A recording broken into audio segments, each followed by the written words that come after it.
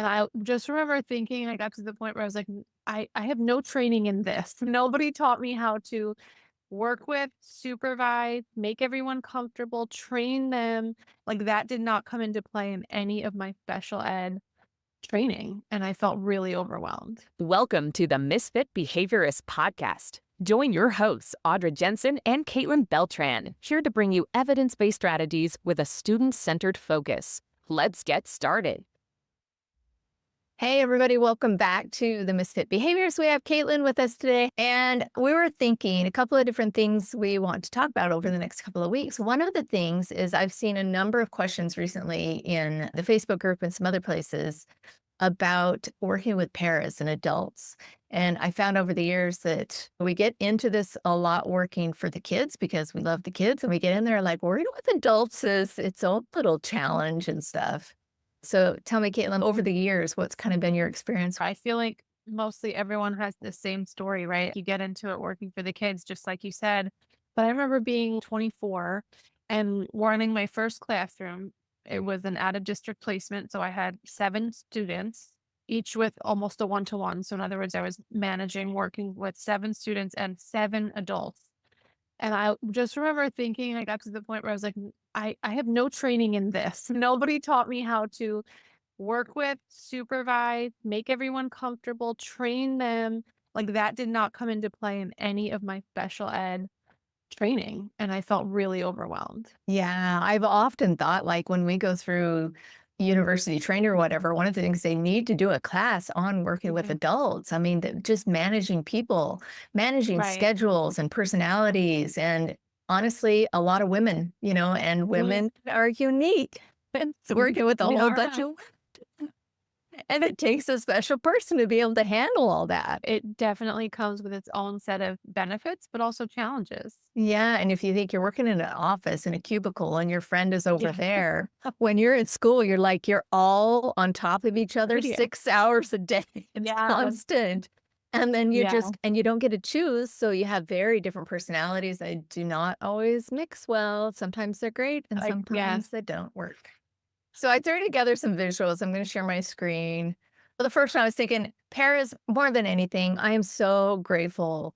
I would say 80 to 90% of the adults that I've worked with have been top notch. I mean, just great people, Oh yeah. amazing, we're so underpaid. It's just like Oh my for God. what they do, I would give them my salary if I could. Just Right. wonderful people. A lot of times they're moms, and so they understand what it's like to be a parent and in a situation like that. And they are the backbone of the classroom. And so I came up with this dumb little acronym of PARA, just thinking about how over the years I've worked with PARA. So P being for like providing those clear expectations from the beginning, from the very first time you guys all walk through the door. So PARA may not come in with the education, that background that we have or the experience that we have. So just providing those expectations from the very beginning. I know some people have developed, and I want to create a para binder that has everything in one place. Have you done that before? I have. So I have my ABA classroom parabinder. I think the first couple of pages are devoted to what you're saying as far as expectations, like the routine of the classroom. And then most of that binder is more like actual discrete trial, behavior management, like techniques and tricks that I would want someone in my classroom to know about and reference. But I think to your point of the clear expectations, it's almost like if you feel like you're communicating, you need to be over communicating because for Mhm. every much that you say, they're not going to hear every part of it. When in doubt, over communicate. And have it written down to review it later so that they have access to it. So then that's P. So A, acknowledge strengths and efforts. I think we're using just the same principles we do with the kids, is to make sure that you're reinforcing your parents for their excellent behaviors, so to speak. I've worked with a bunch of different parents who have different strengths. And so within your classroom, you'll get to know what your paras do well and assign them those tasks. Yeah. Sometimes their strengths aren't necessarily what they enjoy, so make sure you keep that in mind too. I've had this happen. A parent who's really good with extreme behaviors, well, you don't want to always put her with the most challenging kids because then you're going to have burnout too. So rotating people through and always just making sure you acknowledge what they're good at. Yeah. And that can be awkward, right? I mean, certainly, I know for me, one, just being so young, oftentimes the pairs are the moms or someone coming back to their career later in life. I remember thinking that I was the youngest person in the room at one point by, 10 plus years. And Mm. yet I was supposed to manage these people and I was their supervisor. And so I had been told praise, reinforce the adult too, but it just felt, I didn't want to be false with it. And it at times felt awkward. But I think when you make that an active part of what you're trying to do and make it very genuine, it becomes more comfortable with time. And having just that open communication with them. Ask them straight up, how do you receive feedback? Do you want to be told in the moment something's going great? Do you want to talk about it Right. later? If I have a concern, is it easier for us to have, a conversation the next day? Or do you want to hear about it then so that you can change in the moment? So just having those open conversations helps too. Yeah, that's such a great point.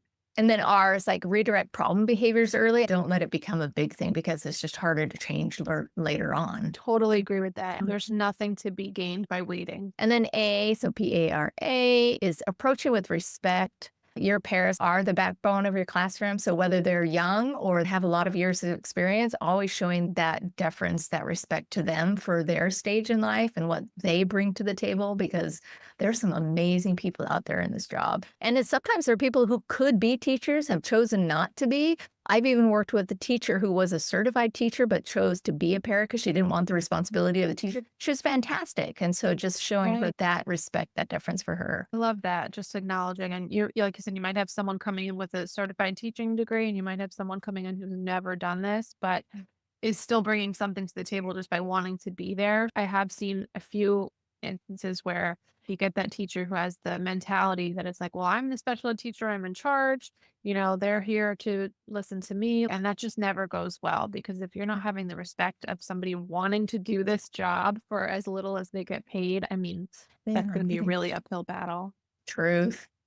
And then S, para, supporting growth with feedback and training. We're providing feedback to them. We're training them, giving them as much as we can, as much as our districts allow us to do, as they love the training opportunities. I have not had anybody go, I don't want to learn that. They are soaking in the information. So really advocate for your paras to get time, because I think that's the biggest problem is that at least the pairs that I've worked with, their contract days starts the moment the students get there and they end the moment the students leave. And then there's no time for us to do any sort of feedback and training. So really advocate as much as you can for your pairs to have some set of time aside time. And make the most of the time you have together in the classroom while the kids are there, which I know is not always ideal. And then people are out and you don't have time to sit with two staff and one student. But if you do, even if you just have that gift of like somebody going to speech or another student being absent, jump in and model for that para. Like there's one thing to share the information, there's one thing to write the behavior plan, but it's just so valuable to show them in person how you envision it being done. And a lot of times I find we bridge some gaps in that process that we didn't even know we were approaching differently. All the way. And get creative. I mean, we had one year where they had late start, but the paras didn't come in until the students got there. So it's that 1 hour a week that we could use, but they weren't paid. And so we got really creative when we had each para go home 10 minutes early each day. So they kind of banked a little bit of time. So they came in that hour on late start and we could do training at that point. So just if you can, get creative if you need to. I know a lot of the classrooms I've worked in they're required to be there the minute the students arrive. But if you have people willing to come like literally 2 minutes early, you can get so much if you just hold, we would call them a briefing. Just Mhm. talk to me for 30 seconds before we go to the bus. This kid needs extra clothes today. This one that we're going to start something new before lunch. You can just bang out a couple quick reminders in that short Yeah. time. So then I thought about, okay, there are challenging para situations, and we get the questions on the Facebook group. If you're not a part of the Facebook group, well, go find us there, the Misfit Behaviorists. In the history that I have with all the paras, I kind of broke it down and I've seen these kind of three. There's obviously other challenges we deal with, kind of these three categories of challenging situations. And the first is that inexperienced para, whether they're young or just haven't done this before and they have a lack of confidence. They may be over relying on the teacher for every direction. And I was thinking, okay, what would I do for that kind of inexperience? I thought, okay, I think I would do the clearest onboarding and mentorship that I can. And I think the biggest thing I've seen helps with is giving them small and manageable jobs as they build their skill set. So their little toolbox may be small to start with. So giving them very specific small tasks to do in the beginning helps a lot with kind of that inexperience and building their confidence too. I find that that's just works so much better than giving, this is your schedule, go to it. Just give them very specific things to do. And then Right. the second kind of challenging one is those set in their ways, often a little bit older parents and maybe been doing it for 25 or 30 years. And if you're a brand new teacher coming in and you've had a parent that's been in that classroom for 10 years, that can cause some real conflict too. Either they're resistant to the change or new strategies, or just you as the new teacher need to build some confidence. You're going to have to learn a lot from them too. So there's kind of that give and take. And so, what have you had in your experience dealing with paras like this, Caitlin? That can be tough. I love the way that you broke down the example. I think I'm jumping ahead, but having the conversation outright of saying, look, I know you've been doing this for so long. You know, you've been in this school longer than me, or you've been with this kid longer than me, even. I really value that. But can we try this? Because like this isn't working. And just being really clear and direct and like see how it goes together type of mentality and kind of just outright reminding each other that like we are on the same team. It's just like leading with respect. And then, like you mentioned, using data to kind of frame those changes. So I found that sometimes they're set in their ways because they haven't seen that something else might work. And if you can gather some sort of data, say, hey, even if you're talking about research articles, even if you bring something that's recently come out, hey, there's this new thing that came out. They did research and all of this stuff. And this is a new strategy that they said works really well. I'd love to try this for a couple of weeks. Can you help me Mhm. set up a system where we can see if this works for us too?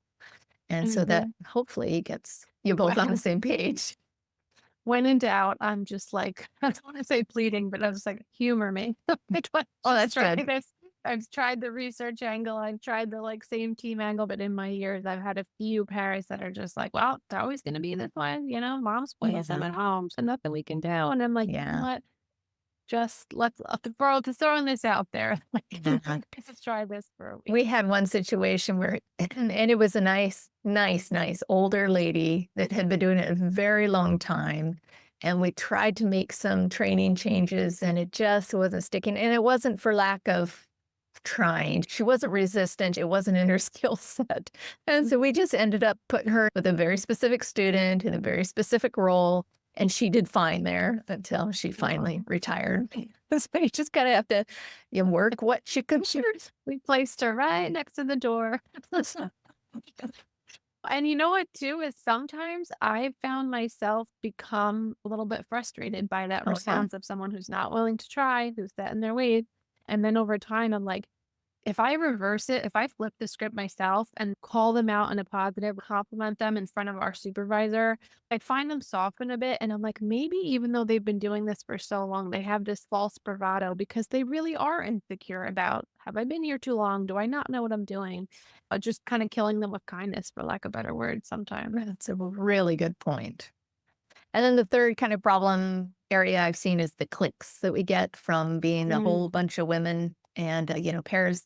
They form these tight social groups, which is great, but sometimes it mhm. excludes others. So if you have a team where you've had some pairs that work really well together for many years, and then you have new pairs come in and them having to figure out their role within that team, it can be really hard. I've thought use some of your training times for team building so that they have a chance to get outside of their clique and start to build a relationship with any new people. I've had to had some very direct conversations with some cliques before and say, hey, we've got new paras in here. I know you guys are close, but let's make an extra effort, even just this week, if we can, to see how it is if we can integrate some of these new paras within our fun little group here. It's amazing to see someone so confident when they can do this well and embrace somebody who's new, who's struggling potentially. And I'm like, that's the person that I was lucky enough to have that model when I first started. And so I feel like if anyone came to her with like a gossip or, oh, that new person's not working out, she just shut it down. It was just like sidestepped it. Like they're doing the best they can. Like our job is to help them. And that was such a powerful model for me because it can be easy to fall into those traps. So that's always very impressive to me when someone can do that well and not buy You into that.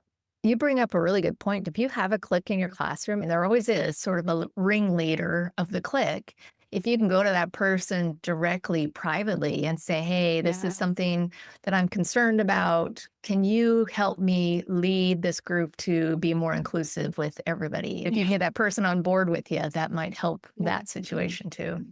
Totally. Turn it into like, we need your help with this. And then I thought, okay, what do we do if any of those strategies aren't working? So I came up with 6 quick ideas of what we can do. So first, restate the expectation clearly in a private conversation with a parent. I've noticed phone use, which is a big thing. I've noticed phone use is still on an issue, and our expectation is so doing this privately and having those one-on-one conversations about something directly first before you do Yes. anything else. 100%. Because once in a while, it is just an honest mistake. Like I've had to say to people, I know you're new. I don't know if you know, but we're really not supposed to go out for recess early or do this thing or have the phone on or something like that. And then if that doesn't work, then try if then language. If the phone continues to be a problem, we're going to have to ... And just like we would with Yeah. students, just be clear. Don't make it a big consequence like, a punishment type thing, but these are our expectations. We've already talked about this.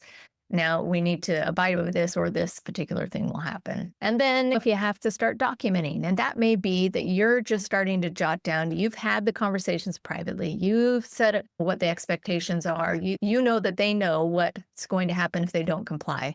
Start documenting what's going on. And that doesn't have to be you're sending in a formal report or anything. Just start jotting stuff down Yeah. privately. Keep it private. Be very careful about where you put it too. Because it may be if things do escalate, you'll have to have some sort of information to share with admin, which would then be the next step. If you say recycle back to having those private conversations and things aren't changing, you do need to start bringing in admin into those situations. Have you had to do that before? Yes, and I think the documentation is definitely helpful. Again, just keeping it, but it's just for me. But yes, I saw this, I saw the phone use, but also document like then I told them about it.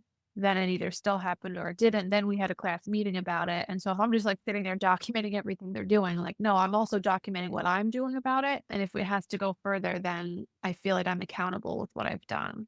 Yeah, that's excellent.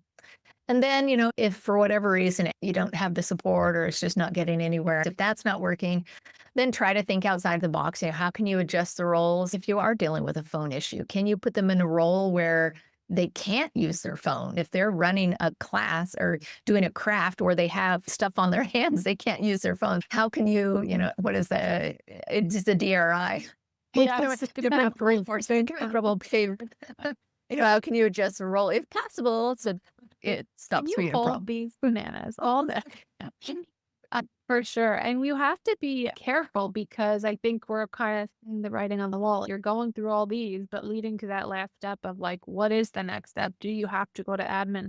I definitely Yeah. would advocate for like looking into your school policies before even, if this is even at all a concern. Yeah, and that's actually a really good point because I did put kind of admin in 4 and admin at 6 because that 4th step really is finding out what are your policies and districts. Is talking Right. to your admin before you have a meeting and finding out, I'm looking for support on this. What would be, if we can't resolve this issue, what will be the steps that we need to take? And then say you try these other steps and you do have to have that formal meeting, you at least know what to expect and what's going to happen or not happen at that point. I'll put these all into the Facebook group, but I have, 5 key Cool. strategies that help us, just leading by example and random acts of gratitude and different ideas so that your classroom seems like a wonderful place to be. And that's what we all want, right? And I think that non-contingent reinforcement is like, on Fridays I'm bringing bagels or like coffee's on me Monday. Like those little things are really important. Like just teammate to teammate, showing how appreciative you are. Yeah. And we are.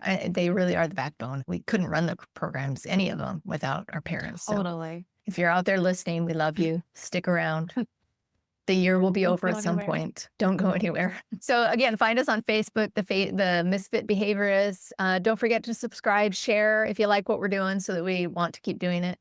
So, Yes. And join the Facebook group and also drop comments on what is going on in your classroom or your practice so that we can make an episode out of that as well. Thanks for listening to the Misfit Behaviorists. And be sure to tune in next week for more tips and tricks. Don't forget to subscribe so you don't miss an episode.